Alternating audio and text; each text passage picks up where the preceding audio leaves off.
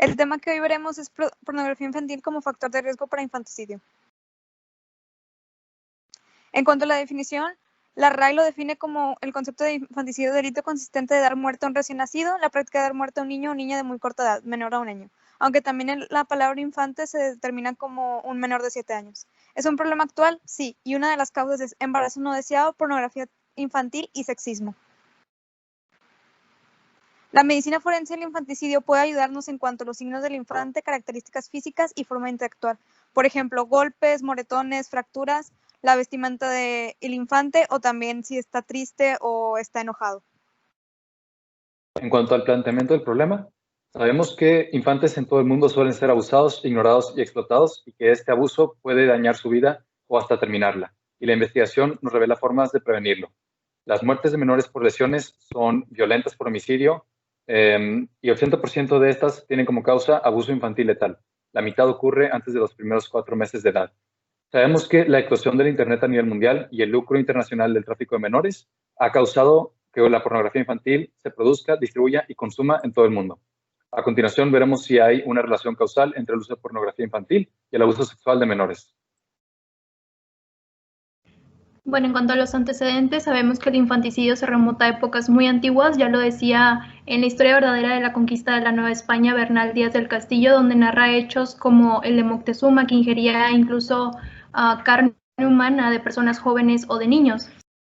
También se registran otros casos, por ejemplo, en Sonora, en 1898 se descubre un bebé en una tumba poco profunda en una milpa que se identifica como el hijo de Ángela Ramírez. Ella fue acusada después de inhumación clandestina porque pues se sabía que fue la principal culpable de este homicidio.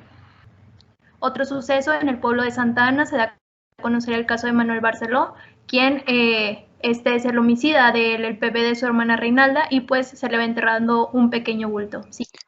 Ahora hablando sobre los antecedentes de la pornografía infantil, su producción y difusión se sitúa en las décadas de 1970, en donde fue impulsada a partir de la eclosión del Internet. Fue principalmente su apogeo en los países de Dinamarca, Holanda y Suecia, debido a que estos países desde 1950 apoyaban esas conductas de pedofilia, pues aquí fue donde se inició el moderno activismo pedófilo. ¿Sí?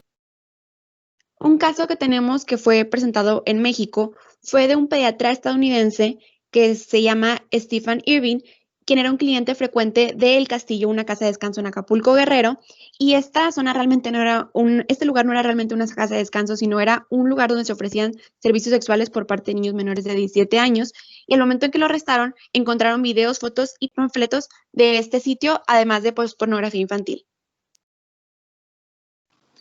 Los objetivos son definir el concepto de infanticidio, definir el perpetrador, identificar los signos de maltrato físico en el infante y compartir datos recientes de la situación en México con relación a la pornografía infantil, compartir casos de la vida real para crear un impacto en la sociedad, confirmar o anular la hipótesis presentada, conocer la importancia de la participación de médicos en estos casos para emitir un dictamen. La hipótesis es que existe una relación entre el consumo de pornografía y aumento en el número de infanticidios debido a que la pornografía ha creado temas que no son acordes a la realidad, donde se incluye el uso de menores de edad en medios sexuales para adultos, resultando en enfermedad mental y atracción hacia acontecimientos criminales en los espectadores. La hipótesis nula es que no hay relación entre el uso de pornografía infantil con los ataques sexuales a menores de edad. En cuanto al marco teórico, tenemos dos tipos de mecanismos en el infanticidio. El activo, que es una violencia deliberada por traumatismos craneales o asfixia, y el pasivo, que es una crianza descuidada como con el abandono, alimentación inadecuada o no atención médica. En cuanto a las causas, los embarazos no deseados son un factor importante, por ejemplo, por ilegitimidad del embarazo o por la poca eficiencia del infante. Y en cuanto a la relación perpetuador-víctima, tenemos que durante la primera semana la madre suele ser la responsable principal mediante sofocación o asfixia, después el padre o padrastro por golpes y los mayores de 3 años son por personas ajenas al niño.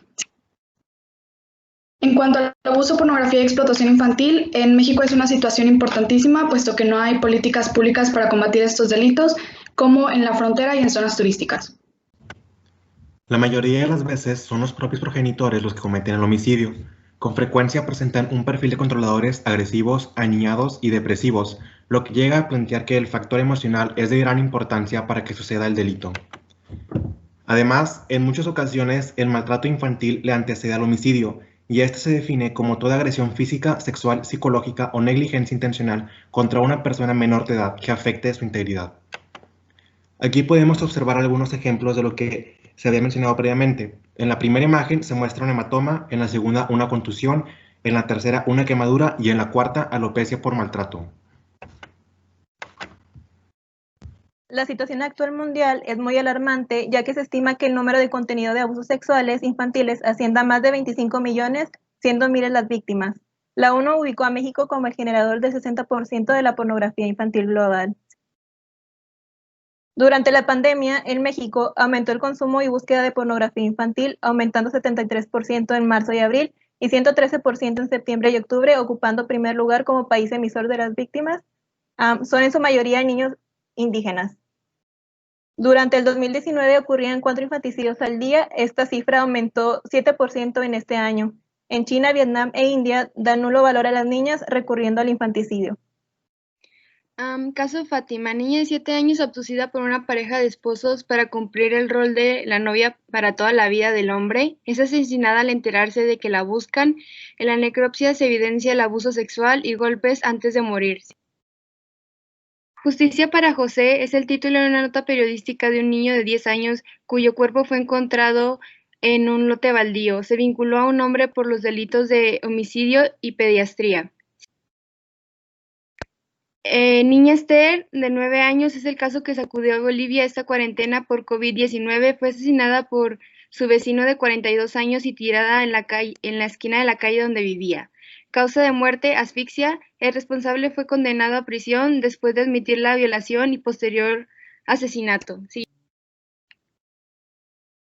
A manera de conclusión, podemos confirmar nuestra hipótesis, ya que desde tiempos remotos el infanticidio ha sido vinculado a actos atroces en los que los agresores presentaban rasgos distintivos relacionados a enfermedades mentales. Incluso se ha visto que presentaban cierta atracción por el maltrato de niños y niñas y pues veía implicada la salud psicológica, sentimental y física del infante. Sí.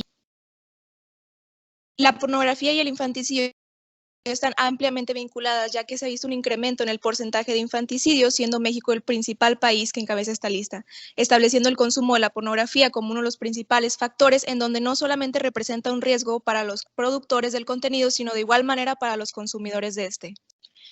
Las pruebas que lo avalan son múltiples ejemplos que fueron citados en el artículo anterior. Un caso de estos fue el de Gabriel Fernández, el cual fue ampliamente conocido porque se trataba de un maltrato activo que prevaleció posiblemente desde el nacimiento hasta el día de la muerte del infante, y algunos distribuidores como el caso de Leobardo Díaz, el cual forma parte de la cadena de agresores que promueven estas prácticas delictivas. Y tomar conciencia es la principal causa de este artículo, en el cual nosotros permitimos tomar conciencia sobre los sucesos que han tenido a lo largo de la historia y las cifras alarmantes con las que se producen los asesinatos en menores de 18 años. Nos indica la importancia de mantenerse informados sobre los factores que contribuyen a mantener o aumentar los casos, para de esta manera encontrarse frente a uno y saber cómo actuar y conocer las instituciones las cuales puede encontrarse el apoyo al menor y a su integridad. En esta investigación buscamos la relación entre otros problemas que puede sufrir un infante y el homicidio. Algunos de estos factores predisponentes son el maltrato y la pornografía infantil, los cuales han incrementado en cifras alarmantes los últimos meses de contingencia. En el peor de los casos, estos terminarían en homicidio, mas es importante también tomar en cuenta las secuelas que sufren. El dictamen de médicos es de suma importancia en estos casos, ya que estos pueden establecer la ocurrencia de los hechos, la naturaleza violenta o accidental y las razones precisas de la muerte. Los médicos exponen sus peritajes basados en evidencia, mas es importante tomar en cuenta estos factores expuestos para así llegar a una interpretación correcta.